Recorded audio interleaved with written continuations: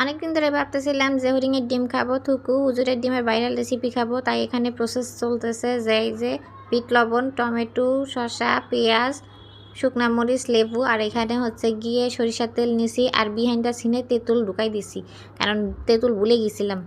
সবগুলো উপকরণ সুন্দর করে ভালোভাবে ঘুষিয়ে ঘুষিয়ে লাড়াচাড়া দিয়ে মাখিয়ে নিতে হবে। দেখেন এই যে তেঁতুলখানা দেখেন, পরে আবার কবেন নেন যে আমরা তেঁতুল দিই নি। তো যাই হোক, এভাবে খেয়েও দেখবেন, এভাবেও মজা লাগে, ভালোই লাগছে আলহামদুলিল্লাহ। এই তো লেবু দিয়ে দিছি, লেবু দিয়ে আবার মাখামাখি করব। মাখামাখি করা হয়ে গেলে একটু লবণ শর্ট পড়ছিল। ও আমার তো সুন্দর প্লেট আছে, সুন্দর প্লেটে সার্ভিং করি।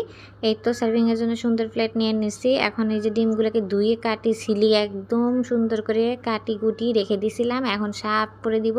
আমি তো খাইছি আলহামদুলিল্লাহ। আমার মেয়েও খাইয়া বলতেছে, মাম্মি তোমার রান্না তো অনেক মজা। পরে আমি কিছু আরে বেরি রে, এটা তো আমার রেসিপি ছিল না, হুজুরের